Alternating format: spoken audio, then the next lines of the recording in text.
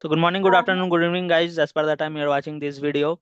So today we are having with us is CMA Pooja Kumari, a true example of women empowerment. Never she never gave up. Instead of she had so many attempts in her CMA journey. We will talk all these what her mindset was during that time, how she overcome that failures and all in the later part of the video. So stay tuned. So welcome, Pooja, in our podcast. How are you? Thank you so much for having me. I'm good. How are you? Yeah, I'm also doing great. Actually, in the last few months, we are having the busy season, so I am unfortunately not able to record any of the videos for the podcast. But yeah, I'm here with our lovely guest, Pooja Kumari. She will share everything means about her strategies, about her mindset, how to overcome the failures and all. So Pooja, just quickly in this short Yes. paragraph, introduce yourself to our viewers that who is Pooja Kumari. Yeah, the best part is this is a CMA Pooja Kumari, and I'm coming from West Bengal, Asansol city. And right now I'm working in Deloitte Consulting Private Limited, located in Hyderabad. So I think this is something that viewers should know. That's all. Yes, and being a girl means you left your hometown. You from West Bengal. You moved to Hyderabad. Means this ultimately shows your courage. Your means 100% towards your own profession, right? So Pooja, just quickly share that how is your current corporate life going? Means was doing CMA after so many attempts क्योंकि लोग क्या होता है कि give up कर देते हैं बीच में छोड़ देते हैं बट आपने फिर भी उस चीज को पकड़ करके रखा और कहीं ना कहीं आपने ये सोचा होगा कि ये मेरे को वर्थ देगा so what do you think that हाँ CMA is really worth now for you Actually, multiple attempts was discouraging for me, but still, I don't have any plan B. So I have to do it. Even after multiple attempts, I have only one plan that I have to first clear this and have achieve this. I mean, prefix before my name. So that's all. Like this is my motivation to achieve CMA degree.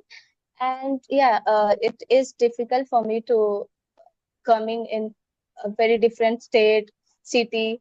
So yeah, let's see how it goes. It's just a starting, and uh, starting में I was like very clear that whatever opportunity will come, I will definitely go for it, and will not think that yeah it's so far from my hometown and all. So this is the thing that I have kept in my mind. Okay Pooja and आप क्या message देना चाहोगे उन सभी लड़कियों को उन सभी वुमेन को जो कि मीन्स क्योंकि मेरा भी काफ़ी सारी लोगों से बात होते रहता है और वो लोग क्या होते हैं कि home town just because home town में अपॉर्चुनिटी नहीं मिला अब बहुत अच्छा अपॉर्चुनिटी बाहर में मिला है तो वो लोग क्या करते हैं ना उसको छोड़ देते हैं मतलब काफ़ी अच्छा मतलब ऐसा अपॉर्चुनिटी को तो मैं मर रहा था अपने टाइम पे लेकिन मेरे को नहीं मिल के उनको मिला हुआ रहता है बट स्टिल वो जस्ट बिकॉज होम टाउन के बाहर होता है तो वो लोग उसको छोड़ देते हैं तो क्या मैसेज आप देना चाहोगे उन सभी माइंडसेट वाली लड़कियां को even I know some of them जो कि बहुत अच्छी अपॉर्चुनिटी मिलने के बाद भी उन्होंने इस वजह से छोड़ा क्योंकि ये उनके होम टाउन में नहीं था। हम्म बट आई डोंट थिंक कि ये सही है क्योंकि आप क्या है ना, ऐसा मत सोचो कि लॉन्ग टर्म के लिए आप हमेशा के लिए अपना घर छोड़ के जा रहे हो। मे हम्म बी 2 साल 3 साल आप वहां करके again you will definitely get an opportunity in your own home town, अगर ये इतनी डेवलप्ड है जहाँ सीएमए की डिग्री के वैल्यू किए जाते हैं। तो डेफिनेटली अगर आपने ये अचीव किया ना डिग्री, तो आपको हम्म फिर पीछे हटने का फिर तो ये हुआ कि आप डिग्रेड कर रहे हो अपनी डिग्री को। हम्म वो हो सकता है कि आप 2 साल के लिए जा रहे हो कहीं बाहर, काम हम्म किया आपने, फिर आप हम्म वापस आ सकते हो अपने होम टाउन में काम कर सकते हो। तो हम्म ये जो करियर के स्टार्टिंग में अगर कोई अपॉर्चुनिटी आप इस वजह से सिर्फ डिक्लाइन कर रहे हो ना क्योंकि वो दूर है, आपके हम्म कंफर्ट जोन से बाहर है, तो यही सबसे हम्म बड़ी आपकी मतलब गलती मैं बोल सकती हूँ, मिस्टेक है अपने करियर को लेकर के। हम्म क्योंकि फिर तो आपको ये प्रोफेशनल डिग्री सोच के पहले ही प्लान बनाना था। यस। क्योंकि हम ये कर ही इसलिए रहे ताकि हम करियर में बहुत आगे जाए। और फिर यस। अगर करियर में आगे जाने वाला फर्स्ट स्टेप ही हम ऐसे इग्नोर कर हाँ। दें कि नहीं नहीं ये तो किसी एक के पास ना एक अपॉर्चुनिटी एक बार आती है, हर बार नहीं हर आती है। बार नहीं। तो शायद आपके पास एक बार आया, आपने उसको ठुकरा दिया, अब क्या पता वो फिर से वो अपॉर्चुनिटी बाद में डेफिनेटली आप रिग्रेट करोगे, बट रिग्रेट करने के करके क्या फायदा अगर आपने पहले, क्योंकि एक बार में भी बाद में आप रेडी भी हो जाओ कि हाँ मैं अब जाऊंगी, अब कहीं भी चली जाऊंगी, ये अपॉर्चुनिटी मुझे मिल जाए, तो शायद तब आपको ना मिले। तो ये एक मैं, क्योंकि मुझे भी क्या था ऐसे, डेफिनेटली एवरीवन नो कि मल्टीपल अटेम्प्ट्स लगने के बाद आपको स्टार्टिंग में इतने अपॉर्चुनिटी नहीं मिलने वाले हैं, like in specially comparison campus. With the people. Yes, specially campus. Campus, या डेफिनेटली कैंपस। और हमें हम ऐसे जैसे सिटी से बिलोंग करते हैं, हमें बहुत एक्सपोजर भी नहीं मिला हमारे आर्टिकलशिप में या उसके बाद। तो ये डेफिनेटली ये तो हमारा एक नेगेटिव पॉइंट था ही। तो इस वक्त पे मैं ये नहीं सोच सकती कि मुझे अपने होम टाउन में, अपने नजदीक में एक बहुत बड़ी एमएनसी या बहुत बड़ी कोई कंपनी मैन्युफैक्चरिंग में मुझे अपॉर्चुनिटी मिले। तो डेफिनेटली मुझे अपने कंफर्ट जोन से, अब वो कुछ भी हो सकता है लोकेशन बाहर जाना पड़ रहा है, या फिर ये भी हो सकता है कि मुझे जो डोमेन चाहिए वो नहीं मिल रहा है। बट स्टार्टिंग करियर में मैं बहुत ज्यादा चूजी नहीं हो सकती कि मुझे यही चाहिए तो मैं यही करूंगी, क्योंकि मैंने ऐसे भी देखा है कि बहुत अच्छे, मतलब उनके एकेडमिक बहुत अच्छे हुए, उनके करियर के स्टार्टिंग में उन्हें कुछ ऐसा बहुत अच्छा भी मिला, but just because they don't want to go in that field, या फिर वो लोकेशन पे नहीं गया, उन्होंने डिक्लाइन कर दिया बाद में। बस फिर वही उनका 8 months, वन पछतावे के ईयर्स अलावा क्या है। Without job. हाँ, यस। 1 year 6 months, ऐसे या है। तो definitely it's better to choose something than nothing. Yes. Very तो इनकरेजिंग लाइन। हाँ, तो ये है कि क्योंकि आप ना इतने अभी जो मार्केट चल रहा है, एक तो मतलब बहुत प्रोफेशनल्स है, एक काफी नहीं हो, सबसे बड़ा पॉइंट। तो कंपनीज के पास बहुत ऑप्शन है, तो अगर आपको अपॉर्चुनिटी मिला जस्ट ग्रैब इट। मैं तो यही बोलूंगी, कोई भी छोटी पैकेज कम हो, ठीक है, एडजस्ट हो जाएगा। क्योंकि एक एक्सपीरियंस हर अब ऐसा है ना कि अब डिग्री की उतनी वैल्यू नहीं है जितनी एक्सपीरियंस की वैल्यू है। तो आपको एक्सपीरियंस तो गेन करना पड़ेगा, सिर्फ डिग्री, कोई भी डिग्री आपको हेल्प नहीं करने वाली है अगर आपके पास एक्सपीरियंस नहीं है। क्योंकि अब कंपनीज आई डोंट थिंक कि ज्यादा वैल्यू करते हैं कोई भी प्रोफेशनल डिग्री की। किस मैं एक कॉमर्स बैकग्राउंड की नहीं बात करी, कोई भी बैकग्राउंड, तो एक्सपीरियंस सबसे ज्यादा मैटर करता है। इवन मैं यहाँ पे आके भी मैंने देखा डेलॉइट में, इवन कोई after graduation they have started, but उनके पास अभी 5-6 साल के एक्सपीरियंस हो चुके हैं, जो कि अभी, मतलब हमने 5 साल की ये डिग्री किया फिर। तो मैं लेवल देखती हूँ कि सबसे वैल्यूएबल है एक्सपीरियंस और स्किल्स। तो ये आपको गेन करने के लिए कहीं ना कहीं तो लगना ही पड़ेगा, घर में बैठे तो नहीं कर सकते। एग्जैक्टली। एंड क्या होता है ना कि पीस ऑफ पेपर है तो it will act only like a entry ticket for you. But या डेफिनेटली। बट अंदर में जो भी आपका कम्युनिकेशन स्किल्स है, वर्बल स्किल्स है, एंड अदर्स जैसे मेल राइटिंग भी, मतलब सबसे हिडन स्किल है मेल राइटिंग, वो भी नहीं आता तो भी हाँ, आप डिग्रेड हो जाओगे अपने वर्क प्लेस पे। तो ये और ये सारी सब छोटी ना छोटी सबसे चीजें है आनी कि चाहिए। यस। ये सबसे बड़ी बात है, ये सारे स्किल्स ना हम करते करते ही सीखेंगे। कोई नहीं बोल सकता कि मुझे, मैं बहुत एक्सपर्ट हूँ इन सब चीजों में, तो नहीं। उसके लिए आपको स्टार्ट करना पड़ेगा एक पॉइंट पे। एकदम करेक्ट। एंड जैसे कि अभी आपको आई थिंक 6 मंथ्स हो गया हुआ है टेलर ज्वाइन किए। 4 months। 4 months. So, what are the mandatory key skills that you think that every fresher CMA should possess nowadays? Means ताकि उनका बुली ना होने पाए वो जॉब मार्केट या तो वर्क प्लेस में। हाँ, मतलब एज ए सीएमए या फिर इन कॉर्पोरेट सबसे इम्पोर्टेंट तो मैं बोल सकती हूँ ऐसे टेक्निकल स्किल्स। आप जिस बैकग्राउंड से बिलोंग करते हैं, इवन मतलब और कुछ नहीं तो बेसिक आपका क्लियर होना चाहिए। सब्जेक्ट्स का आप नॉलेज जो होना भी चाहिए। Background yes. से, यस। हाँ। और दूसरा कंप्यूटर स्किल्स में सबसे मोस्ट इम्पोर्टेंट एडवांस एक्सेल आजकल है। और बाकी सब तो बाकी सब मैनेजेबल है, क्योंकि हर कंपनीज के क्या है ना, उनके डिफरेंट अपने टूल्स होते हैं। तो दे ट्रेन यू, तो उसकी है नहीं कि आपको सब आना चाहिए, दे विल, उनको भी पता है that you are new here, तो वो ट्रेन करेंगे उन सब चीजों के लिए। बट या बेसिक एडवांस एक्सेल तो है मस्ट, क्योंकि कोई भी कितने भी टूल्स है, मेरे मेरे ही काम में पीएनए में हूं ना, तो मैं इसमें डेलॉइट के ही खुद 4 टूल्स है, but still they are also using Excel. तो बेसिक तो वो है ही, कितने भी टूल्स, तो मुझे लगता है यही, मतलब एमएनसीज वगैरह में सबसे इम्पोर्टेंट तो एक्सेल का पार्ट ही आता है, और कम्युनिकेशन ऑब्वियसली। एंड हाउ क्योंकि डिड यू कम्युनिकेशन तो है काफी इम्पोर्टेंट है, वो तो मतलब ओवर द नाइट किसी का भी सही नहीं होगा, करते करते होगा। डेफिनेट, हाँ। हाँ। हाँ। एंड तो अभी पूजा मीन्स जैसे काफी लोगों का जब ऑफ कैंपस पे बात आता है तो सबसे पहला क्वेश्चन होता है कैसे होगा। सो आपने कैसे मैनेज किया ऑफ कैंपस को? Means after so many attempts same. आप अपने माइंड में पहले से ही क्लियर थे कि चलो कैंपस में तो हमारा नहीं होने वाला, हाँ। ऑफ ही कैंपस हाँ, है जो वही है। मैं, हाँ। मेरे पास ऐसा डिमोटिवेशन आने वाला ही नहीं था, क्योंकि मैं, मुझे पहले से ही पता है, हम्म, ऑलरेडी मैं प्रिपेयर थी कि मेरा कुछ नहीं होने वाला कैंपस में। बट ये भी है कि ऐसा भी नहीं है, बहुत लोगों का मल्टीपल अटेम्प्ट्स के बाद भी कैंपस में हुआ है। बट हम्म, एक होता है ना कि ऑलरेडी प्रिपेयर रहो कि हम्म, बहुत कंपटीशन है, तो तुम्हें अलग में भी सोचना ही पड़ेगा, तो ऐसा है। हम्म, तो हम्म, मैं ऑलरेडी, वो मेरा माइंडसेट था ही, बट हम्म, स्टिल मैं इतनी भी एक्टिव नहीं थी वो ऑफ कैंपस में भी। तब भी एक होता है ना अंदर से कि कैंपस, अभी टाइम है, अभी कैंपस का डेट एक बार पार हो जाए उसके बाद ही देखेंगे। तो हम्म, वो एक हमारा, बोल सकते हैं, नेचुरली आ जाता है कि हमें पता है नहीं होगा, फिर भी हम वेट करते हैं। तो वो हम्म, एक, वो बहुत बुरी बात है वो एक्चुअली। वो आपको वो नहीं करना है, बिल्कुल नहीं करना। फर्स्ट डे से ही आपको ट्राई करना है ऑफ कैंपस। हम्म, और इवन मेरे एक फ्रेंड, जो कॉमन फ्रेंड हमारे, उन्होंने ऑफ कैंपस भी ट्राई किया, उसमें किया भी, ज्वाइन भी किया ऑर्गेनाइजेशन, एंड देन उनको ऑन कैंपस बहुत अच्छी अपॉर्चुनिटी मिली। देन उन्होंने वो भी अपॉर्चुनिटी लिया, ग्रैब किया, और now he is working in a PSU. तो हाँ। बट वो still he off misses his campus, home town. हाँ, तो ये तो है कि ऑफ कैंपस आप ट्राई करो, नहीं होगा तो ठीक है, ऑन कैंपस देखेंगे, हो क्या पता ऑन कैंपस से बेटर ऑप्शन आपको ऑफ कैंपस में उससे भी बहुत अच्छे आ जाए, जो शायद कंपनीज आए भी ना कैंपस में। तो ऑन करेक्ट। ऑफ कैंपस का तो डेफिनेटली ट्राई करना, और उसके लिए सबसे इम्पोर्टेंट तो रेज्यूमे प्रिपेयर करना ही है।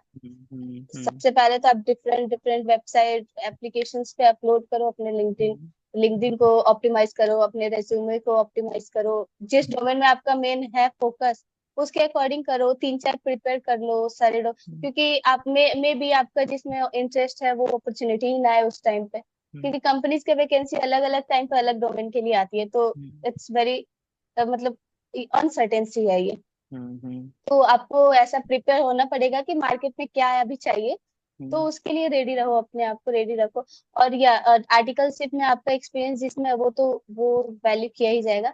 और इवन मैंने ना अभी मतलब आफ्टर मेरे ऑफ कैंपस मैंने ये भी नोटिस किया, बहुत लोग क्या करते हैं, आर्टिकलशिप जैसे हमारा 15 मंथ्स का है, 15 मंथ्स करते हैं, उसके बाद छोड़ देते हैं, दे स्टार्टेड द स्टडी, फिर डिग्री कंप्लीट करना। इवन उनके पास टाइम होता भी है तो भी वो अवॉइड करते हैं आगे का, उनको लगता है कि बस 15 मंथ्स मैंडेटरी था, मैं नहीं करूंगा, करूंगी ऐसा। तो मुझे लगता है वो भी एक गलत है, क्योंकि ना कंपनीज क्या करती है कि जब वो जैसे ऑफ कैंपस में ऐसा होता है ना कि वो कुछ भी हो, आप बोलो आप सीए डिग्री है, सीए में डिग्री है, वो आपसे पूछेंगे एक्सपीरियंस, और उसके बाद ये भी बोलेंगे एक्सक्लूडिंग आर्टिकलशिप। तो तब हमारा नील हो जाता है, जीरो हो जाता है एक्सपीरियंस। तो वो एक थोड़ा ना नेगेटिव पॉइंट आ जाता है, क्योंकि आर्टिकलशिप को वो एक्सपीरियंस नहीं काउंट लेते ही करते, नहीं है वो हाँ। क्योंकि हाँ, उनके दिमाग में वो कहीं ना है कहीं बना रहता है आर्टिकल में क्या ही कर लेगा। कि लेकिन एक्चुअली हम हाँ, लोग को कि पता कुछ नहीं रहता है किया कि है। हम लोग ने फुल टाइम हाँ। दिया है एज एन एम्प्लॉय, हमने वहां पे छुट्टी हाँ, नहीं ली है। वही, छुट्टी नहीं, लेकिन वही आपने जो आर्टिकलशिप में किया ना, वही आप कंटिन्यू रखो ना, तो हम्म, उसको वैल्यू करते हैं। बट हम्म, जस्ट बिकॉज वो इंस्टीट्यूट के अकॉर्डिंग वो आर्टिकलशिप पीरियड था, तो इसलिए हम्म, उनका है कि इसमें तुमने कुछ नहीं किया ऐसा वैसा, तो इसलिए। तो मुझे लगता है कि अगर आपके पास टाइम है इनफ, तो आप उसको हम्म, कंटिन्यू ही रखो, ताकि एटलीस्ट आप कंपनीज को शो कर सको अपना एक्सपीरियंस। क्योंकि हम्म, मुझे भी अभी बहुत सारे लोगों ने ऐसे अप्रोच किया कि वो हमें रेफर कर दो कंपनीज में, ये हम्म, वो। तो उसमें भी मेरा, मैंने देखा रिजेक्ट होने का मेन रीजन यही था, एक्सपीरियंस, क्योंकि हर एमएनसी में अभी क्या हो गया, एटलीस्ट उनको कुछ एक्सपीरियंस चाहिए, हम्म, 6 मंथ्स 1 ईयर ऐसा।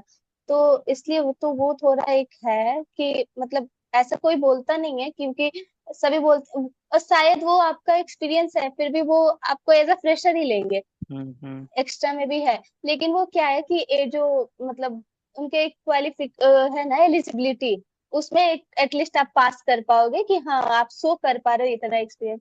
बाद में तो उनका प्रोसेस होगा, वो आपका इंटरव्यू में वो देखेंगे, उसके अकॉर्डिंगली ही वो डिसाइड करेंगे, बट एटलीस्ट रेज्यूमे शो करने के लिए I guess that will be helpful. अच्छा, क्योंकि ये मैं चीज सुनने के बाद क्योंकि मतलब काफी व्यूअर्स को क्वेश्चन भी आएगा माइंड में कि मतलब अगर कोई मेरे को ले नहीं रहा है तो हम एक्सपीरियंस कैसे गेन करेंगे।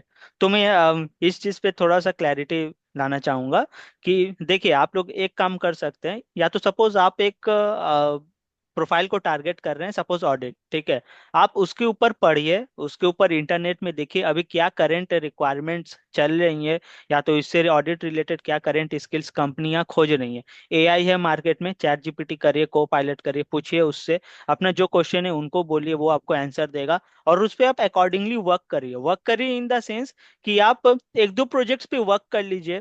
ठीक है, या तो आप नौकरी में काफी जेडीज पढ़िए। ठीक है, क्योंकि क्या होता है ना, स्किल्स वगैरह जेडीज में भी हिडन रहता है। अगर कोई कंपनी जैसे ऑडिट का वैकेंसीज लेकर के आ रही है और उनको स्पेसिफिकली क्या चाहिए कि कैंडिडेट से मेरे को ऑडिट में ये चाहिए, ठीक है, तो वो चीज़ वो अपने जेडीज में देख लेंगे। तो आप 20 कंपनीज 30 कंपनीज का जेडीज पढ़िए। अब वैसे काफी लंबा जेडीज होता है, पढ़ना पॉसिबल नहीं है, तो आप समराइजेशन के लिए आप एआई में उसको अपलोड करके उसका समरी निकाल करके पढ़ सकते हो, वो काफी इजी होगा।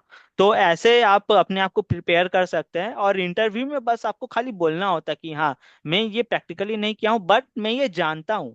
ठीक है, और मैं जो आप बोलोगे कि मैं ये जानता हूँ, उसको आप बस एक एग्जाम्पल के साथ में फिट कर दो। जब आप ये दोनों कॉम्बिनेशन कर लोगे ना, तो आपका सिलेक्शन ऐसे हो जाएगा। तो ऐसे यस, आपका फिर एक्सपीरियंस बिल्डअप होगा। Okay, Pooja, thank you for definitely. sharing these means insights. And yeah, let's come to the your CMA journey.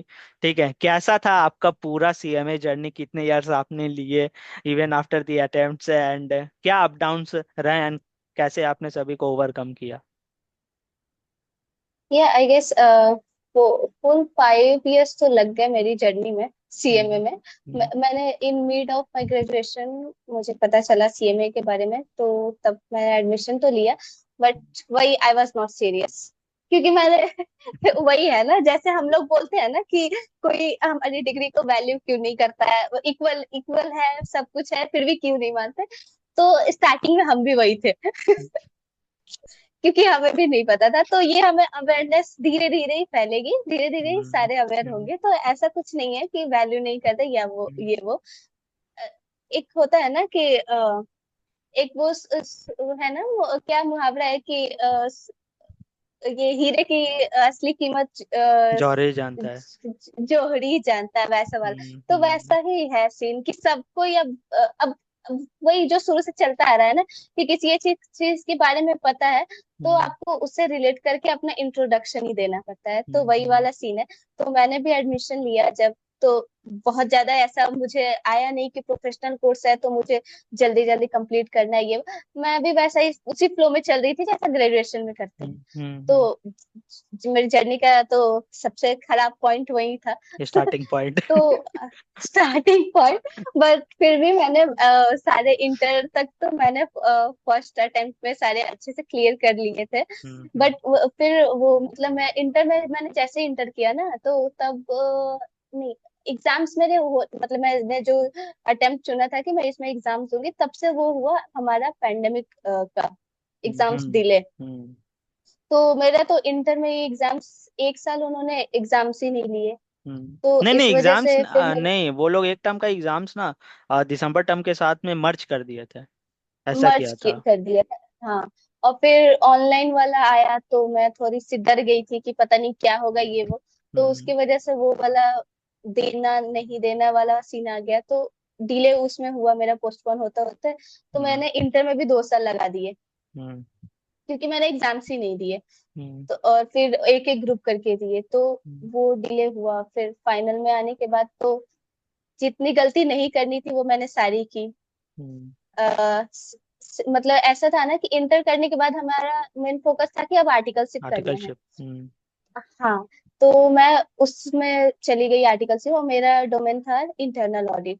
तो हम्म हर 3 मंथ्स बाद क्वार्टरली रिपोर्ट ये वो, उसमें बहुत ही टाइम जाता था। तो हम्म इस वजह से मतलब मैं पढ़ती भी थी तो एक फ्लो खराब हो जाता था उस टाइम पे। हम्म तो इस वजह से, और फिर इस वजह से ना मेरे सिलेबस कंप्लीट हुए ना कुछ, और मैंने अभी तक जैसे मेरे इंटर तक सारे फर्स्ट अटेम्प्ट में हो गए थे, तो मैं थोड़ी ज्यादा ही कॉन्फिडेंट हो गई थी। तो फिर भी मैंने ना एग्जाम क्लासेस कंप्लीट कर पाई ना, ऐसे बहुत अच्छी प्रिपरेशन हो पाई कुछ, बट फिर भी मैंने वो अटेम्प्ट दे दिया।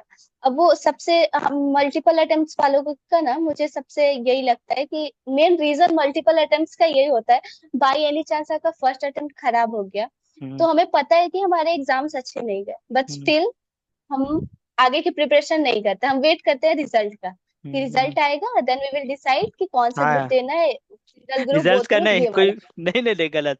रिजल्ट्स का नहीं, कुछ मिराकल का वेट करते कि कुछ मिराकल हो जाएगा। हाँ, कुछ मिरेकल हो जाए तो ये वाला तो हो जाएगा, फिर नेक्स्ट वाली नेक्स्ट। देखेंगे ये वो। तो हाँ, और हमें पता है कि कैसा गया, एग्जाम्स क्लियर हम्म नहीं होने वाली, मतलब वर्स्ट सिनेरियो के लिए रेडी तो छोड़ो हम, हम्म मतलब क्या ही बोले, इतना भी ऑप्टिमिस्ट नहीं होना होता है जितना हम्म हो जाता है रिजल्ट। तो हम्म 2 मंथ उधर वेस्ट कर देते हैं रिजल्ट का वेट करने में, देन फिर रिजल्ट आती है, हम्म वही नेगेटिव आया जो कि already wish should have planned, लेकिन हम्म नहीं किया हुआ। हम्म और फिर वो टाइम गया, फिर अब कैसा भी पढ़ के एग्जाम दिया हो, बट जब रिजल्ट आता है ना, तो हम्म वो मेंटली आदमी बहुत थोड़ा डिस्टर्ब होता ही है। फिर उसमें कुछ दिन जाएंगे, फिर अगर आप आर्टिकलशिप कंटिन्यू में अभी हो ही, तो फिर उधर के काम चल ही रहे हैं, फिर ये फोकस इतना खराब है, और फिर आपके पास कितना, सिर्फ 3 मंथ्स बचे होते हैं नेक्स्ट अटेम्प्ट के। अगर आप उस टाइम में सही डिसाइड नहीं कर पाओगे ना, तो फिर आपका ये अटेम्प्ट या तो आप स्किप कर दो और इतनी अच्छी प्रिपरेशन करो कि बोथ ग्रुप दे दो नेक्स्ट अटेम्प्ट में, या फिर जिस दिन आपका रिजल्ट आया उस दिन आप डिसाइड कर लो कि आपकी नेक्स्ट 3 मंथ्स की रूटीन क्या होने वाली है, so that you can prepare well. तो फिर वही हुआ, रिजल्ट आने के बाद भी अच्छी, कभी आर्टिकलशिप का देखो, कभी थोड़ा पढ़ा फिर नहीं पढ़ा, फिर ऐसा, तो एक डिसिप्लिन नहीं होने की वजह से फिर नेक्स्ट अटेम्प्ट खराब होना, फिर ये वाले फ्लो तोड़ना ना बहुत मुश्किल हो जाता है, फिर वही सिनेरियो, फिर नेक्स्ट अटेम्प्ट दिया, फिर नेक्स्ट अटेम्प्ट दिया, ये वाला फिर फ्लो ये चलता ही रहता है, इसका कोई अंत नहीं है। तो मुझे यही है कि मल्टीपल अटेम्प्ट्स वाले यही गलती करते हैं, क्योंकि उनको पता भी होता है कि रिजल्ट क्या होना है, but still they don't prepare their mind, और फिर वो वही करते हैं जो नहीं करना होता, फिर उनका करियर का टाइम सब कुछ डिले होता जाता है। और अटेम्प्ट, सिंगल अटेम्प्ट्स में ये है कि थोड़ा कॉन्फिडेंस गेन होता है, मल्टीपल अटेम्प्ट्स में ना उसके बाद आप फिर कंपनी को फेस करोगे, ऑर्गेनाइजेशन को फेस करोगे, तो उसमें बहुत ही प्रॉब्लम्स आएगी, तो वो सब के लिए भी आपको रेडी रहना पड़ेगा, अगर आपने शुरुआत से ही डिसिप्लिन में नहीं रखा अपने, तो मतलब मुझे तो यही लगता है, मल्टीपल अटेम्प्ट्स के रीजन यही होते हैं मेनली, तो सिंस क्योंकि आपका भी पढ़ते तो मल्टीपल सभी है। अटेम्प्ट्स था और बाद में आपने भी काफी कंपनीज को फेस किया, so do you hmm. Really think कि मल्टीपल अटेम्प्ट्स कहीं ना कहीं matters at the time of recruitment process, और नो? और मतलब ऐसा कोर, अगर वो सिर्फ आपके डिग्री बेसिस पे आ रहा है, तो definitely it matters, they will ask कि कितने अटेम्प्ट्स लगे हैं, मतलब जिस मोमेंट में आपने ये बोल दिया ना कि आप इस प्रोफेशनल डिग्री से हो, definitely they will, even if they don't decide as per their your attempts, but still they will ask, hmm तो आप पूछेंगे तो डेफिनेटली कि कितने अटेम्प्ट्स लगे हैं। हम्म और फिर उसके बाद तो बाकी भी बहुत सारे है, मतलब पॉइंट्स जिस पे हम्म वो डिसाइड करेंगे, बट कई बार ऐसा होता है ना कि वो आप एलिजिबल ही नहीं हो पाओगे, जैसे मैंने अभी रिसेंट में या फिर अपने टाइम्स में भी मैंने मेनली इन्फोसिस का देखा हुआ है, हम्म वो मैक्स 2 अटेम्प्ट से ज्यादा को वो फिल वो तुम्हारा अप्लाई करने का ही कोई रीजन नहीं बनता, क्योंकि वो अपने एलिजिबिलिटी में ही, क्राइटेरिया में ही डाल देते हैं मैक्स 2 अटेम्प्ट। अच्छा। तो मैटर तो करता है किसी किसी पॉइंट पे, बट हाँ, अगर आपके पास ऐसा एक्सपीरियंस आपने गेन कर लिया है, तो तब वो ये भी कंसिडर करेंगे कि वर्किंग के साथ अगर आपने एक डिग्री अचीव किया है, तो मल्टीपल अटेम्प्ट्स डजंट, मतलब इतना मैटर नहीं करेगा तब। बट अगर आप फ्रेशर भी हो, आपने कुछ काम भी नहीं किया है, उसके बाद आप अटेम्प्ट्स पे अटेम्प्ट्स देते भी जा रहे हो, हम्म तो दे विल डेफिनेटली थिंक, मतलब ये ना, ये नॉलेज की बात नहीं आती, इसमें कंपनीज का क्या सिनेरियो होता है कि वो ये सोचते हैं कि इसका माइंडसेट ही, मतलब ये डिसिप्लिन नहीं है, ये हाँ। ऐसा वाला जाता है कि हम्म अगर ऐसा डिसिप्लिन में चला होता तो इतने टाइम तो वेस्ट नहीं किया होता, ऐसा मतलब ये नहीं कि नॉलेज कम है अटेम्प्ट्स आए तो, ये हम्म। डेफिनेटली ये केस तो है ही नहीं, क्योंकि मुझे तो लगता है मल्टीपल अटेम्प्ट्स वाले ज्यादा पढ़ लेते हैं। हाँ, बट वही ज्यादा क्लैरिटी के साथ क्योंकि वो पढ़ते हैं मेरे को लगता है। ज्यादा क्लैरिटी के साथ, मतलब एक ना क्योंकि एक ही वैलिड चीज को रीजन वो। होना चाहिए, अगर जैसे आपका मल्टीपल अटेम्प्ट हाँ लगा भी है तो वैलिड रीजन से, वही। सपोज कि आप काम बहुत ज्यादा अच्छे किए हो, ठीक है, आप ज्यादा हाँ फोकस्ड थे काम के टाइम पे, इसलिए में भी आपका पढ़ाई में उतना उस फेज में इंटरेस्ट लूज हो गया, आपको मल्टीपल अटेम्प्ट लग गया, तो ऐसा वैलिड एकदम ठोस हाँ रीजन होना चाहिए। तो वही। जा करके कंपनी हाँ भी उस चीज को हाईलाइट करती हैं और देखती हैं और वैलिड। अपने मतलब प्रोसीडिंग्स में कंसिडर भी करती हैं। हाँ वही। हम्म। So multiple attempt does is not bad guys at all, and not worst also. Rather, you should have that means ठोस reason, okay, to just हाँ prove it that why you have got the multiple attempts. If you are having the very good articleship experience, then your multiple attempt will never matter at all. So yeah, thank you Pooja for sharing the insights on multiple attempts also. And आप ये बताओ कि जब आप failure face कर रहे थे inter में, फाइनल में, तो आप ओवरकम कैसे किए? मतलब काफी लोग गिव अप कर देता है, तो आप अपने माइंड में क्या सोचे थे कि यार मेरे को तो गिव अप नहीं करना, भले मल्टीपल अटेम्प्ट लग रहा है क्या से?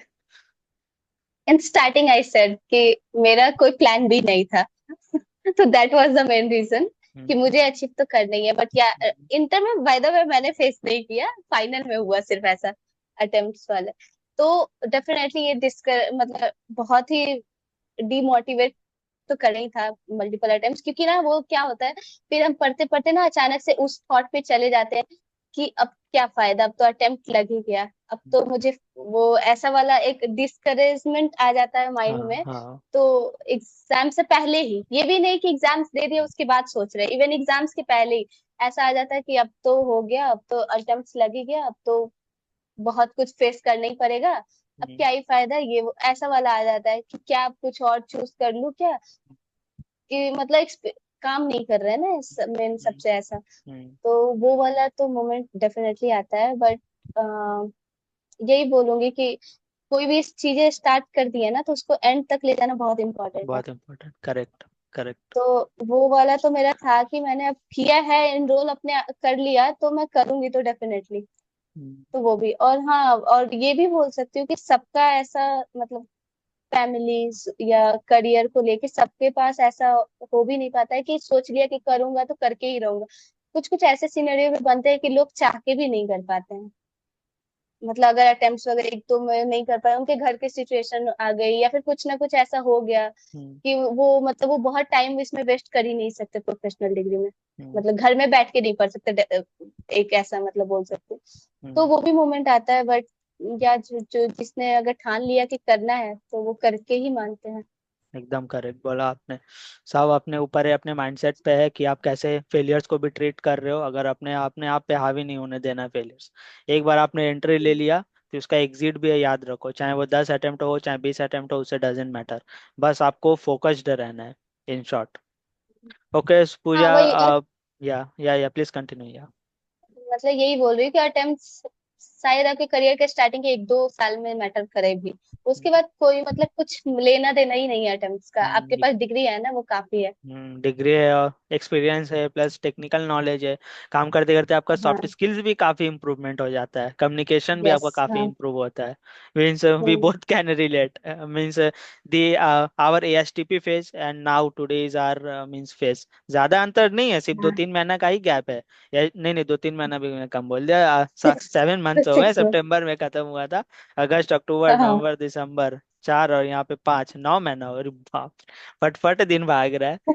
खैर जो भी है, 9 मंथ्स में भी काफी मतलब ह्यूज डिफरेंसेस है हमारे कम्युनिकेशन में भी, बॉडी लैंग्वेज में तुम्हारे भी, टेक्निकल नॉलेज 9 मंथ्स में भी। नहीं हुए, 6 मंथ्स हुए। नहीं, सितंबर में एंड हुआ था ना? हाँ तो अक्टूबर अप्रैल। नवंबर दिसंबर जनवरी फरवरी मार्च अप्रैल, तो अभी तो अप्रैल स्टार्ट है ना। अच्छा, सॉरी अभी सॉरी तो सॉरी। मतलब 7 मंथ बोल सकते हैं। 7 month, sorry, okay, let me correct, 7 months हो गए। बट फिर भी वो इम्पोर्टेंट नहीं है, 7 मंथ्स इम्पोर्टेंट है कि कितना इम्प्रूवमेंट्स आया हमारे अंदर। ठीक है, एएसटीपी हाँ से अगर अभी तक मीन्स हम अपने आप को अगर एएसटीपी वाले फेज से रिलेट करते तो काफी ज्यादा इम्प्रूवमेंट्स है। So okay Pooja, thank you for sharing means your phase कि आपने फेलियर को कैसे ओवरकम किया। आई थिंक ये काफी लोगों को हेल्प भी करेगा जो भी देख रहे हैं हमें। एंड कुछ स्ट्रैटेजीज बताइए कि प्रिपरेशन के दौरान कैसे क्या आपने स्ट्रैटेजीज अप्लाई किया स्टडीज पे, जो कि मीन्स आपके नाम के आगे सीएमए ऐड ऑन करने में काफी हेल्प किया आपको। आई डोंट थिंक आपके चैनल पे इतने लोग हैं जिनके स्ट्रेटेजी के आगे मेरी स्ट्रेटेजी इतनी काम करने वाली है, क्योंकि मैंने खुद ही अपना खुद ब्लंडर किया हुआ है। बट डेफिनेटली एक ही चीज इंपॉर्टेंट है, डिसिप्लिन और कंसिस्टेंसी। ये दो चीज हो ना तो फिर तो कर ही लोगे आप, क्योंकि पढ़ाई करने की ना कोई स्ट्रेटेजी नहीं होती, वो सबके अपने अलग अलग ही होते हैं। हम्म। सब अब वो कैसा वो ग्रैब कर पा रहे, कैसा वो फॉलो कर पा रहे, वो मैटर करता है। तो एकदम। उसमें तो मैं तो इतना ही बोल पाऊंगी कि कंसिस्टेंट रहो और डिसिप्लिन रहो, तो ये नेवर गिव अप इम्पोर्टेंट है। वाला बॉडी एटीट्यूड रखो तो ही होगा। हाँ। अच्छा, तो और ये एक क्वेश्चन मैं अपने सभी गेस्ट से पूछता हूँ कि how much MCQ do you think is important for from the exam point of view. मैं तो बोलूंगी एमसीक्यू ही सबसे बेस्ट, मतलब मोस्ट इम्पोर्टेंट पार्ट है। क्योंकि वहां पे है ना कि कुछ भी हो आपके मार्क्स नहीं कटेंगे अगर सही किए तो। हम्म। बाकी सब में ऐसा है कि may be step wise marking होती है, थोड़ा भी मिस्टेक किया तो कुछ मार्क्स चले गए। तो मतलब मेन फोकस आपका एमसीक्यू में डेफिनेटली, क्योंकि 30 मार्क्स बहुत मैटर करता है। अगर आपका एमसीक्यू में फुल हो गया ना तो डेफिनेटली वो तो अटेम्प्ट आपका क्लियर होना ही है। हम्म। क्योंकि 30% मार्क्स आपको सिर्फ एमसीक्यू से मिल रहा है, जो कि आप इजीली मतलब कर सकते हो वो, मतलब मैनेजेबल है। क्योंकि आप खुद इंस्टीट्यूट के बहुत सारे वो लोग रिलीज करते हैं ऐसे एमसीक्यू प्रैक्टिस के लिए। अगर आपने किसी के क्लासेस वगैरह ली है, वो प्रोवाइड करते हैं एक अल्टरनेट, मतलब बुक भी देते हैं सिर्फ एमसीक्यू प्रैक्टिस के लिए। तो वो तो मोस्ट इम्पोर्टेंट है। इवन आपने ऐसा एमसीक्यू का कुछ खास प्रिपरेशन नहीं किया, आफ्टर योर मतलब स्टडी सारा कंप्लीट कर, सिलेबस कंप्लीट करने के बाद आप ऐसे बैठ के ना सिर्फ प्रैक्टिस वाइज में भी कर लो तो वो मैनेजेबल हो जाता है, वो इजीली कर सकते हो। तो उस पे फोकस, उसको तो आप इग्नोर नहीं कर सकते हो कि एग्जाम में जाके देखेंगे, वो वाला तो बहुत गलत है। हम्म। क्योंकि एमसीक्यू में ऐसे ऐसे ऑप्शंस देंगे ना आपको, सारे सिमिलर ही लगेंगे। हाँ। तो इसलिए हमने तो खुद वो फेस तो किया लॉ वाले के एग्जाम में। हाँ। हाँ, तो वो प्रिपेयर करना तो वो मतलब एग्जाम से पहले प्रैक्टिस करना बहुत इंपॉर्टेंट है। मोस्ट इम्पोर्टेंट है मैं तो बोलूंगी। बाकी सारे आप शायद एग्जाम के पहले 2-3 दिन पहले अगर कुछ और प्रैक्टिस करने का आपको टाइम नहीं मिला तो एटलीस्ट एमसीक्यू कर लो। हम्म। क्योंकि So thank you, Pooja, for sharing your insights on the MCQs. I think it will going to help most of our aspirants who are watching us. And please share means your thoughts that how you managed yourself on those 3 hours in the exam hall because मेरे को ऐसा मानना है कि अगर से आप वहाँ पे पेशेंस या कंट्रोल रख लोगे तो नहीं आपकी पार हो जाएगी। यस डेफिनेटली, और सबसे इम्पोर्टेंट है we have to plan for those 3 hours already before your exams. तो उसके लिए आपको प्रिपेयर रहना है कि आपको वो 3 आवर्स में करना क्या है। क्योंकि आप डायरेक्ट एग्जाम में जाके ये डिसाइड नहीं कर सकते हो कि मुझे क्या करना है, वो 3 आवर्स कैसे मैनेज करना है। तो उसकी आपको वो भी एक रिवीजन स्ट्रेटेजी ही होनी चाहिए कि मुझे वो 3 आवर्स में क्या कैसे परफॉर्म करना है, क्या अटेम्प्ट करना है, कैसे क्वेश्चंस, किस क्वेश्चंस में कितने टाइम अलॉट करने हैं मुझे, वो ऑलरेडी आपको प्लान करके ही जाना पड़ेगा, तभी वो मैनेजेबल है। Otherwise that paper will take at least 6-7 hours to solve. तो वो आपको पहले से ही डिसाइड करना पड़ेगा डेफिनेटली। क्योंकि ऑलरेडी हमें पता है कि हमारे पेपर का वेटेज, मतलब हाँ इंस्टीट्यूट ऐसा भी प्ले करती है कि कई टाइम जैसा हमने वेटेज सोचा होता है उसको वो फॉलो नहीं नहीं आता करती, है, बट हाँ। स्टिल हाँ।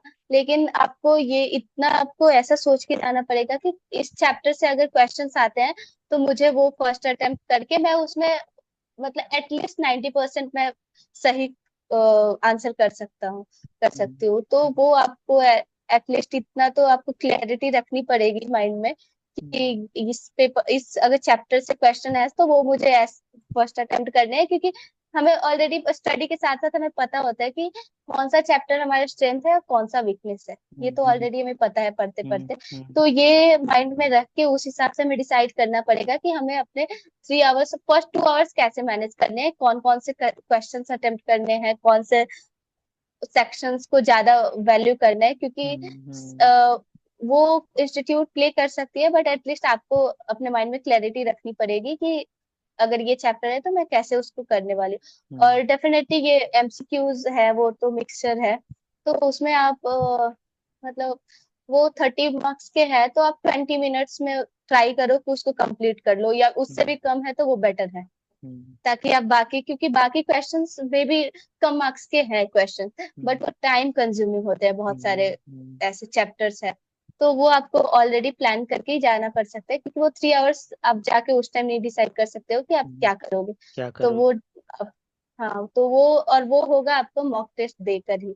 प्रिपेयर आप ये तभी कर वन ऑफ द पाओगे अपने मोस्ट को। अचीवेबल वे है कि गिविंग मॉक हाँ टेस्ट बिफोर द एग्जाम्स। मतलब वो हाँ 3 घंटा, मतलब आप अगर घर में भी हो और मॉक दे रहे हो तो वो 3 घंटा रखो घड़ी पे कि भाई मेरे को 12 बजे शुरू करना और 3 बजे एंड करना है, डॉट। ऐसा रखो टाइम, ताकि आपको वो फेस समझ में आएगा, वो प्रेशर भी फील जो भी होता है एग्जाम हॉल के हम्म, पहले आप अपने घर में ही फील कर लोगे। तो वो फिर नया आपके लिए नहीं होगा, क्योंकि एग्जाम हॉल में बस हाँ लिखना इंपॉर्टेंट नहीं है। काफी कुछ चीजें दिमाग में थॉट्स चलते हैं, काफी प्रेशर। ये चीज अगर आप पहले से ही फील कर लोगे तो आप यूज टू हो जाओगे, और फिर एग्जाम हॉल में आपको कुछ नया नहीं लगेगा, पैनिक नहीं करोगे बेसिकली। तो ऐसे फिर आपका 3 आवर्स मैनेज हो जाएगा और आपकी नैया पार लग जाएगी, फिर आप हमारे जगह पे आ जाओगे।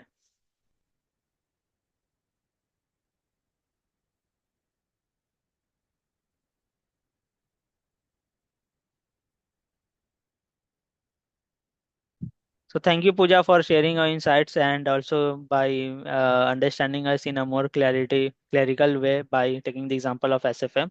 तो since आपने SFM की बात छेड़ दी है, तो मेरा ना ऐसा, मतलब I loved to have a conversation especially on the finance with the peoples even in my office। ठीक है, मेरे कलीग्स अब ऑडिट में हैं, लेकिन हम फिनेंस पे क्वेश्चन करते हैं, उनसे पूछते हैं। एक एक कॉमन क्वेश्चन पूछते हैं सभी से, तुमसे भी वही पूछ रहे हैं कि how do you manage your money nowadays since you are earning well, so how are you managing your money, means what are the financial activity steps that you are taking to grow your money?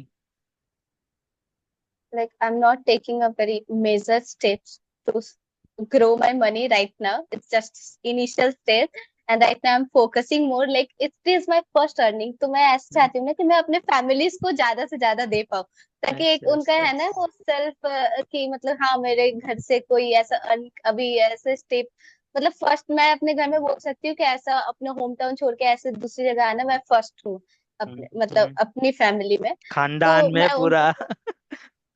तो मैं उनको वो feel, वो थोड़ा proud जो है हम्म, feel, तो मैं थोड़ा ऐसे मॉनेटरी भी बेनिफिट देना चाहती हूँ, तो मैं मोस्टली अपने जो भी है मैं अपने घर में ही देती हूँ, ताकि थोड़ा तो मतलब फील हो ना कुछ की कोई कुछ तो कर रहा है, अदरवाइज हाँ, there is no benefit to earn अगर मैं अपने फैमिली को ही नहीं दे रही हूँ और खुद पे ही एग्जैक्टली, सब। तो एग्जैक्टली। तो फिर क्या फायदा कि मतलब वो अर्न करने का, अगर सिर्फ खुद पे ही रखो। तो अभी मेरा मतलब ऐसा अभी इनिशियल स्टेज है अभी सिर्फ, तो ये भी नहीं बोल सकती कि मैं सारा सेव कर लूंगी, ग्रो करूंगी। डेफिनेटली वो बहुत ही इम्पोर्टेंट है, बट राइट नाउ मैं एसआईपी है एक दो मैंने किए स्टार्टिंग में ही, क्योंकि अब मैं ऐसा इग्नोर पूरा नहीं कर सकती नहीं कि कर कुछ भी सकते, ना करूं। Yes, yes. हाँ, बट हाँ मेरा मोस्टली अपने एक्सपेंसेस छोड़ के सारे तो मैं अभी वैसे ही कर रही हूँ घर पे And since थोड़ा। you have come a very far way, you have achieved this degree, this means ये मुकाम आपने हासिल किया है। So आप सेलिब्रेट कैसे करते होगे, मीन्स अपने आप को ट्रीट कैसे करते हो, मीन्स होता है ना कि ये सेल्फ ट्रीट है, चलो मीन्स सेल्फ प्राइज हाँ दे रहे हैं अपने आप को, ये तोहफा मैंने खुद को दिया है। तो मतलब आप कैसे करते हो, मतलब वो गर्ल्स सारे का थोड़ा हर्डल से आप ओवरकम करके, मीन्स ये सेंस भी बनता है कि हाँ अपने आप के लिए भी कुछ करना चाहिए। So how do you do that? मतलब मैं ऐसा बहुत ऐसा कुछ मेजर सा अपने आप को ट्रिक नहीं दे रही, क्योंकि वो थोड़ा है ना कि हमारा माइंडसेट अभी उस लेवल पे अभी प्रिपेयर नहीं हो पाया है जहां से हम लोग आए हैं, जिस बैकग्राउंड से। तो एग्जैक्टली, वो मेंटली भी वो उस बात के लिए रेडी होना कि हाँ हमने कुछ अर्न कर लिया, अब हमें बहुत कुछ ऐसा कर सकते हैं, अभी मेंटली भी हम उस बात के लिए रेडी नहीं है रेडी नहीं है, एक्चुअली। हाँ, हाँ। हाँ, तो उसमें भी थोड़ा थोड़ा टाइम लगेगा, बट हाँ ऐसे छोटे मोटे ऐसे हम लोग कहीं बाहर चले जाते हैं, इजीली जा सकते हैं अभी, क्योंकि हम इतना तो है हमारे पास कि अगर हमारा कोई प्लान बन रहा है ऐसे, मतलब ऐसे बहुत बड़े ट्रिप की बात नहीं करें, जैसे घूमने जाने का, नॉर्मल कुछ बाहर रेस्टोरेंट वगैरह जाने का, हम्म, शॉपिंग, अगर कुछ बेसिक सा कुछ ऐसे कपड़े वपड़े लेने का, उसके लिए हमें फेस्टिवल्स के वेट नहीं करने पड़ेंगे। ये वाला मैं यस। बोल सकती हूँ। तो बैंक ऐसा बैंक में है। बैलेंस है, कभी भी उसको निकाल करके कभी भी उड़ा सकते हैं। अब नहीं, नो वेट, हाँ तो मतलब, हर हाँ दिन नहीं तो हमारा है। वही मेन है कि हर दिन हमारे, नहीं तो बहुत लोगों का है कि वो एक बार उनकी जॉब शुरू हो जाती है तो ऑलरेडी प्लान है, यहाँ घूमने जाना है, ये। हम्म, तो मतलब मैं जैसे जिस बैकग्राउंड से बिलोंग करती हूँ, तो मैं अभी अपने मेरा मैं मेंटली उतनी प्रिपेयर नहीं हूँ कि मैं अपने आप को ऐसे वैसा ट्रीट कर पाऊँ। हम्म। तो उसके लिए भी टाइम लगेगा, डेफिनेटली। बट या जो सेल्फ भी चाहे ट्रीटमेंट वो इज करेंगे। वेरी इंपॉर्टेंट, क्योंकि आपको एक इम्पोर्टेंट, हाँ। डोपामिन रिलीज होता है सक्सेस का ना, तो काफी आप में अंदर कॉन्फिडेंस भी आता है। सो ये कोई खराब कॉन्फिडेंस चीज नहीं आता है। है। हम्म। हाँ वो ओके, है।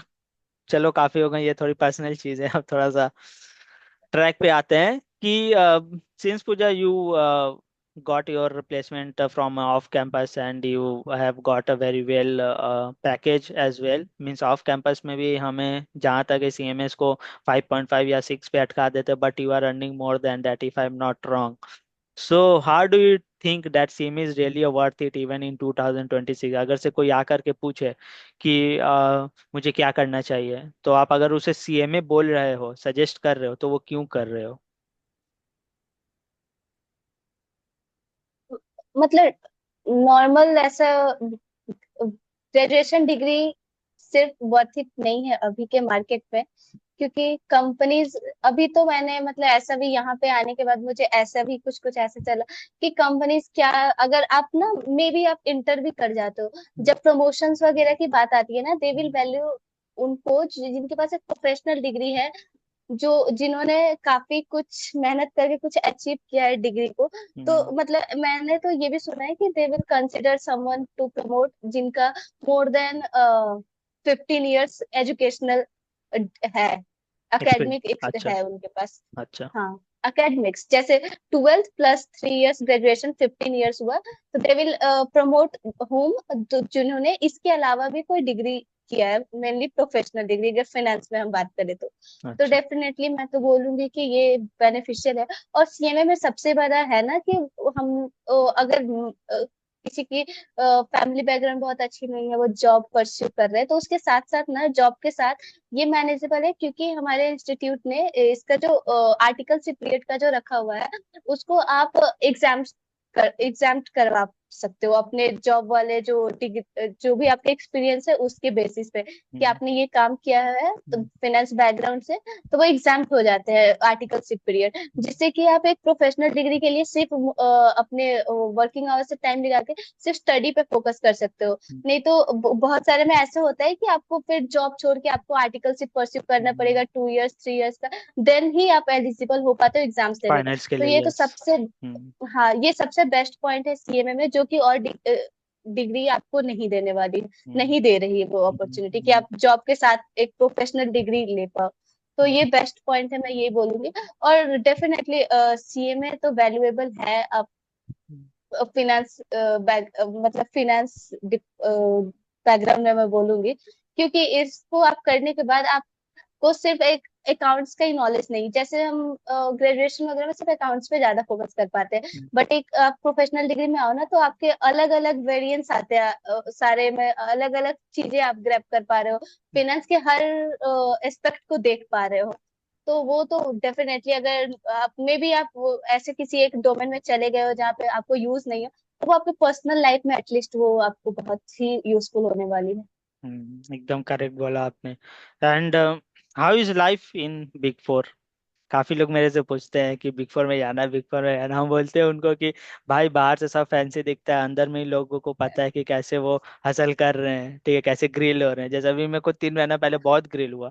मैं लास्ट वीक ही था बिजी सीजन का, लास्ट वीक, मीन्स कल से बिजी सीजन मेरा खत्म हो गया, हो जाएगा officially. So how is your life is going in big four? Like right now for me it's not really grilling, मेरे तो अभी फनी मैं बोल सकती हूँ, बहुत लाइट लाइट से ही चल रहा लाइट है क्योंकि एंजॉयमेंट मैं वाला ना चल रहा है। हाँ, क्योंकि पीक पीरियड वगैरह ऑडिट टैक्स में ज्यादा होते हैं, डेफिनेटली उसमें बहुत फेस करना पड़ता है वो सब। हम्म, बट जैसे मेरा है एफपीएनए का, तो हम्म, इसमें हमारा हर वक्त ही वही फ्लोर ज्यादा रहेगा। मे बी समटाइम्स क्लाइंट की रिक्वायरमेंट्स अलग हो रही है, तो हो सकता है ज्यादा हमें उस पर फोकस करना पड़ सकता है, बट हम्म। डेफिनेटली अभी तक तो मुझे ऐसा बहुत प्रेशर फेस नहीं करना पड़ा है, तो it's enjoying That's moment only That's till now. great to hear and I'm also feeling jealous कि ये बंदी बिग फोर में वो करके कैसे कर रही है एंजॉयमेंट। में भी तो बिग फोर फाइव फाइव में हूँ यार, मैं क्यों नहीं करने पा रहा हूँ, बट या सबका अपना है। सबका अपना अपना डिपार्टमेंट है, अपना अपने सीनियर्स हैं, और क्या हमारे सीनियर मैनेजर्स कुछ अलग माइंड सेट के बोल के हमें ग्रिल करते हैं। कोई बात नहीं। And Pooja, since you are repeating that you are in a FP&A role, so means during your job hunting time, how do you prepare yourself for the FP&A, and what message do you want to give the means other job hunters as well, कि अगर से आपको FP&A आप target किए हो तो आप कैसे प्रिपेयर करो, क्या मीन्स रोड स्टेप्स है, आप उनको ये बताओ। Yeah, like many people have even asked me about that कि आप एक इंटरनल ऑडिट बैकग्राउंड से आके आपने एफपीएनए में कैसे मैनेज किया ये सब यस। यस। जॉब के लिए। तो मैं तो हमेशा यही बोलती हूँ कि उसके लिए सबसे फर्स्ट स्टेप तो आपका रेज्यूमे ही है। आप उसको इस तरह से प्रेजेंट करो कि इवन आपके एक्सपीरियंस इंटरनल ऑडिट में, उसमें आप कीवर्ड्स ऐसे यूज करो जो एफपीएनए में यूज होती हैं। जैसे budgeting, forecasting, mainly variance analysis, ये सब मोस्टली ये सब है। तो मैं तो यही सजेस्ट करती हूँ कि you can take help even from ChatGPT. अगर आपका कोई मेंटर्स नहीं है जिससे आप हेल्प ले पा रहे हो, तो चैट जीपीटी में आप कीवर्ड्स को डाल के ऐसे ऑप्टिमाइज करो अपने रिज्यूमे को, so that company can see कि हाँ आपके पास ऐसे रिलेवेंट है एक्सपीरियंस। मतलब आपने आप एटलीस्ट आप फेमिलियराइज हो इस वर्ड से मेनली। तो आप जिस भी, अगर एफपीएनए में आपका फोकस है तो आपको ये नोटिस, आपको ध्यान देना पड़ेगा कि आप अपने एक्सपीरियंस में क्या डाल रहे हो, स्किल्स में क्या डाल रहे हो। वो एटलीस्ट थोड़ा तो रिलेवेंट होना चाहिए एफपीएनए से, so that they can consider your resume, your profile. और और मेन आपने का हमारा फाइनेंस में, ऑडिट में, या जो भी हम काम करते हैं ना, ऑडिट क्या बोलते हैं, जैसे इंटरनल ऑडिट बहुत लोगों ने ऐसे भी बोला, like master of all jack of none, ऐसा करके एक है कुछ वर्ड्स, मैंने कुछ तो सुना हुआ है ऐसा, कि आप सब हाँ, कुछ ही थोड़ा थोड़ा थोड़ा थोड़ा थोड़ा आपने थोड़ा सीखा, कर, यानी आप लेकिन एक्सपर्ट किसी में नहीं मास्टर्स बनोगे, किसी हाँ। में नहीं हो। नहीं हाँ, बनोगे, तो हाँ। ऑडिट में एटलीस्ट आपको सबका थोड़ा थोड़ा नॉलेज तो है, तो आप हम्म, उस चीज को यूटिलाइज करो और फोकस करो कि अगर आपको इसमें जाना है ना, तो एटलीस्ट जो आपने वो थोड़ा भी नॉलेज गेन किया है उसको ऐसा आप फ्लॉन्ट करो कि हाँ मैंने वो काम तो किया है, मुझे आता तो है। एटलीस्ट ये आप कर सकते हो। तो ये आप अगर आपके पास कोई सीनियर्स है उनसे हेल्प ले सकते हो जो कि हम्म, सेम डोमेन में काम करते हैं, so that they hmm, can guide you कि कैसे कैसे आप, अगर जैसे अगर टूल्स के बारे में कुछ पूछते हैं तो उसमें क्या क्या, क्योंकि हर प्रोफाइल में अगर एक्सेल ही यूज करे, बट स्टिल उसके अलग अलग टैब्स, अलग अलग चीजें ज्यादा यूज होती है। तो ये हम्म, सब आपको थोड़ा ऐसा पूछना लोगों से जानना होगा। अभी हम्म, तो चैट जीपीटी में आप सब कुछ जान सकते हो कि कहाँ से आपको हम्म, किस डोमेन के लिए कौन सा मेन आपको फोकस देना है स्किल्स में। हम्म, तो वही मेन, मैंने तो यही मतलब मेनली मेरा फोकस यही था कि अगर एक पीएनए के लिए मैं रेज्यूमे रेडी कर रही हूँ, तो उसके जो कीवर्ड्स है वो मैं यूज कर पाऊँ इंटरनल ऑडिट एक्सपीरियंस में भी एटलीस्ट। हम्म, तो मेन वही था। और दूसरा तो, क्योंकि कितना भी ऐसा मैं बहुत ज्यादा गाइड नहीं कर सकती एफपीएनए के बारे में, क्योंकि अभी फ्रेशर ही हूँ मैं एफपीएनए रोल में। तो मेनली तो वही था अपना रिज्यूमे रेडी करना, और इंटरव्यू के लिए तो रेडी करने के लिए even many people ask me how many rounds you have given, how hmm, many question they have asked, hmm, कैसे प्रिपेयर करूँ, what is the probable questions. तो मैं हम्म, उनको तो यही गाइड करती हूँ कि no one can tell you the exact question what they hmm, are gonna ask to you, hmm, but एक है कि प्रोबेबल क्वेश्चंस बहुत लोग शेयर भी करते हैं ऐसे क्वेश्चंस। और या फिर चैट जीपीटी में आप पूरे जॉब डिस्क्रिप्शन डाल के आप रेडी कर सकते हो कि क्या क्या क्वेश्चंस पूछ सकते हैं। फिर एक क्वेश्चंस के अंदर आप क्रॉस क्वेश्चंस क्या हो सकते हैं, हम्म, ये सारी आपको वहां से डेफिनेटली हेल्प मिल जाएगी। उसके बाद अगर आपके पास क्वेश्चंस है, तो उसके बाद देखो कि आप कितना उससे रिलेट कर पा रहे हो, क्या हम्म, एक्सपीरियंस ऑलरेडी आपके पास है। अगर नहीं है तो इट्स, ये भी मतलब ठीक है, इट्स नॉट रियली कि अब वो कंसिडर ही नहीं करेंगे आपका प्रोफाइल। अगर आपके पास उसमें एक्सपीरियंस भी नहीं है कुछ कुछ चीजों में, हम्म। आप नॉलेज गेन करो ना इंटरव्यू से पहले, थोड़ा जानो उसके हम्म। बारे में कि आप करेक्ट। एटलीस्ट वो इंटरव्यू क्रैक करने लायक आप आंसर कर पाओ। हम्म। हाँ, क्योंकि क्योंकि क्या होता है डेफिनेटली कि रिक्रूटर्स भी जानते हैं कि देखो you are totally a fresher in FP&A profile, ठीक है, आपको कुछ नहीं पता है। हाँ लेकिन कम से कम वो चाहते हैं कि आप जो कीवर्ड्स अपने इन रिज्यूमे में पुट किए हो या इंसर्ट किए हो, कम से कम उसका आपको बेसिक थॉरो नॉलेज होना चाहिए। ठीक है, दे विल नॉट आस्क कि how to apply that variance analysis in a real practical world, but अगर से आप उसके ऊपर में पढ़ लो, एक दो प्रोजेक्ट समझ लो, सब इंटरनेट पे अवेलेबल है, तो उससे और ज़्यादा अच्छा क्या ही हो सकता है। बट वही बात आ जाती है हाँ कि लोग जब जॉब हंट में रहते हैं तो ऐसे ही वो एनजाइटी से सफ़र कर रहे होते हैं। ठीक है, तो इतना एफर्ट्स फिर उनको देने का मन नहीं करता है, उनका बस एक ही गोल रहता है कि भाई हाँ, कहीं मिल जाए बस। ठीक है, कहीं मिल जाए, कहीं हाँ मिल जाए बस, डेफिनेटली। उतना एफर्ट नहीं देना, क्योंकि कहीं आप मिल जाए। क्योंकि आपको बस वो इंटरव्यू क्लियर करना है, उसके बाद सारी ऑर्गेनाइजेशन हाँ, ट्रेनिंग देती ही है। देता वो है आपको ट्रेन एग्जैक्टली। करेगी ही काम करने के लिए, तो एग्जैक्टली। ऐसा नहीं है कि आपको सीधा वो बैठा देंगे कि चलो करो। They hmm. Will definitely train you. तो आपको बस उतने के लिए आपको प्रिपेयर करना है कि आप उनको कन्विंस कर पाओ कि हाँ आप रेडी हो हम्म। सीखने के लिए। सीखने के लिए, समझने के लिए, एग्जैक्टली वही चीज। हम्म। हम्म। और और क्या पूछना था कि चलो, आपने लाइफ भी शेयर कर दिया, बिग फोर में कैसा जा रहा है, FP&A का प्रिपरेशन भी बता दिया। और जब, हाँ, और जब आप अपने जॉब हंट में थे तो काफी रिजेक्शंस आपने भी फेस किए ही होंगे, जाहिर सी बात है। हाँ, इंटरव्यू देते होंगे, कॉल नहीं आता होगा, फिर बाद में HR का कॉल आता होगा, पूछता होगा do you have any experience, no sir या नो मैम, तो वैसे हो कि will get back to you, खत्म, उसका बाद से उनका भी कॉल आना बंद। तो जब हाँ जॉब हंट के दौरान पे जब काफी रिजेक्शंस होती हैं, वो भी आफ्टर क्वालिफिकेशन, तो वो आई थिंक कि काफी ज्यादा डिस्करेजिंग एंड डिमोटिवेटिंग होती हैं, है ना? तो उन सारी चीजों को फिर आप कैसे ओवरकम करके फिर नेक्स्ट इंटरव्यू के लिए प्रिपेयर करते थे अपने आप को? और आप मतलब अगर ऐसे जो भी है जो हमें देख रहे हैं, हंटर्स, जॉब हंटर्स या क्वालिफाइड प्रोफेशनल्स, अभी न्यूली क्वालिफाइड हुए हैं, मार्केट में है, दिसंबर 2025 वाले न, CMAs, न्यूली क्वालिफाइड CMAs, तो उनको आप क्या मैसेज देना चाहोगे कि इन सभी चीज़ों से आप कैसे ओवरकम कर सकते हो? ओवरकम करने का सबसे इम्पोर्टेंट तो यही है कि आप रेडी रहो कि आपको रिजेक्शन मिलेगी ही मिलेगी डेफिनेटली। इवन हम्म। आप बहुत ही एक्सपर्ट हो फाइनेंस में, बहुत नॉलेज है आपके पास, आपके पास एक्सपीरियंस है, फिर भी कंपनीज कुछ ना कुछ पॉइंट्स निकाल के आपको रिजेक्ट, कुछ ना कुछ कंपनीज रिजेक्ट करेगी। तो सबसे पहले आपको अपने माइंड को प्रिपेयर रखना ही पड़ेगा that I will definitely going to be face rejection. तो इसके लिए आपको रेडी रहना पड़ेगा कि आपको रिजेक्शन तो मिलेगी। अब हम्म। उसके बाद रिजेक्शन के बाद डेफिनेटली डिमोटिवेट तो फील होता है कि मैंने इतना कुछ किया। और इवन कुछ कुछ कंपनीज होती है ना कि 4-5 राउंड ले लिए, 3-4 राउंड क्लियर होने के बाद लास्ट में रिजेक्ट। काफी तो वो एग्जॉस्टिव सबसे रहता है ज्यादा, वो। हाँ हाँ, वो बहुत डिमोटिवेटिंग होता है कि इतना कुछ करने के बाद अब नहीं हुआ तो क्या होगा। बहुत लोगों का ये भी है, होता है। हम्म। तो वो वाला, मतलब वो तो माइंड में आएगा ही, बट स्टिल आपको कंटिन्यू ही रखना पड़ेगा, क्योंकि और कोई ऑप्शंस नहीं है कि एक कंपनी ने, हजारों कंपनीज है, एक ने रिजेक्ट किया दूसरी आएगी तीसरी आएगी, ऐसा ट्राई करते रहो, डेफिनेटली कुछ ना कुछ आपके पास खुद आएगा। क्योंकि मुझे जितनी रिजेक्शन मिली और जिसमें मैंने ज्वाइन किया, इसमें मैंने अप्लाई भी नहीं किया था।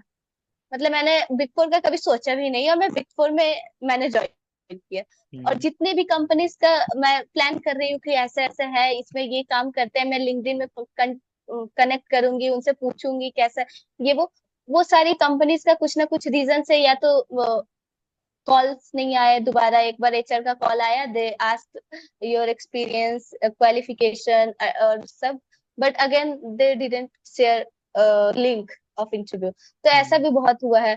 कभी फाइन ऐसे ही आ जाता है कि आपका प्रोफाइल, हमारे जो भी प्रोफाइल है, रोल है, उससे मैच नहीं हो रहा है। तो हम्म। अलग अलग रीजन हम्म। से वो होता ही है रिजेक्शन फेस करना। कभी सिस्टम ही डिक्लाइन कर देता है हमारा रेज्यूमे, हम्म। कभी HR कॉल करके बोलते कि नहीं अब वैकेंसी नहीं है, प्रोसेस अभी बंद है, ये वो। हम्म। तो अलग अलग रीजन से, लेकिन वही आपको ट्राई करते ही रहना पड़ेगा, और कोई मतलब आपको करना ही पड़ेगा, आप हम्म। स्टॉप नहीं कर सकते कि अब नहीं हो सकता, कुछ होगा, डेफिनेटली होगा। कहीं ना कहीं मिलेगी। तो वही है, जैसे मैंने बोला ना कि मैंने बिग फोर का कभी सोचा ही नहीं था। मैं तो मतलब ऐसा था ना कि मैं क्यों ही जाऊंगी बिग फोर में, ऐसा वाला वो हम्म, बिग फोर वाला वर्ड ही नहीं आया था मेरे माइंड में कि हाँ मुझे हम्म, वहां भी जाना है। तो फिर भी मैं आई हूँ यहाँ, तो डेफिनेटली डेस्टिनी आपको ले जाएगी कहीं ना कहीं। तो आपको एग्जैक्टली, बस करेक्टली कंटिन्यू सेड। रखना है। क्योंकि जब मैंने भी जीटी ज्वाइन किया था तो मेरे सीनियर्स बोल रहे थे कि सीएमए करके यहाँ क्यों आ गया ऐसे करके। तो सेम बोल रहे थे कि सेम। तो हम उनको या ना मीन्स एक ही आंसर दे देते कि अगर से आप लोग अपने दिमाग में ये सजा के रखे हो कि CMS are only restricted to costing, वो खाली कॉस्टिंग ही हाँ। करेंगे, दूसरा कुछ वो करने के लायक नहीं है, तो आप बहुत गलत चीजें अपने दिमाग में सजा करके रखे हो। मैं इधर हूँ just hmm, because of the senior manager thought that I am capable. ठीक है, I am capable to be hired, that's why I am here. So आप मीन्स बीइंग माय सीनियर, जो मेरे सीनियर एसोसिएट्स है, तो मैं उनको बोल करके ये चीज ना चुप करा देता था, क्योंकि उन लोगों को भी लगता था कि हाँ बंदा कहीं ना कहीं सही बोल रहा है, कॉन्फिडेंट है अपने डिग्री पे या अपने प्रोफेशन पे, तो हम्म, इसीलिए यहाँ पे। तो ऐसा किसी को भी नहीं सोचना चाहिए कि सीएमए करके बिग फोर में क्यों गया, बिग फाइव में क्या ऑडिट क्या करेगा।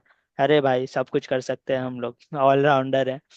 हम्म, Okay, Pooja. So thank you for sharing all your insights and thank you for coming in my platform and sharing your life journey, your job hunting journey, everything. मैंने आपका थोड़ा सा Sunday का कीमती समय ले लिया रिलैक्स करने का दिन होता है, but No, this thank you. Sunday dedicated to your platform.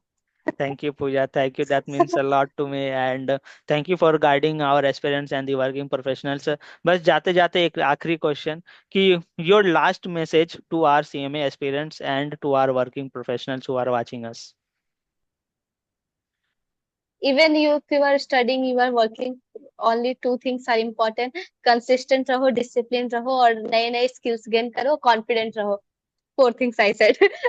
ये चारों बहुत इंपॉर्टेंट है। चारों अब अगर आप पढ़ रहे हो, वर्किंग लाइफ में हो, पीएसयू में हो, कॉर्पोरेट में, कहीं भी स्किल्स गेन करते रहो, कॉन्फिडेंट रहो, बहुत मोस्ट इम्पोर्टेंट है।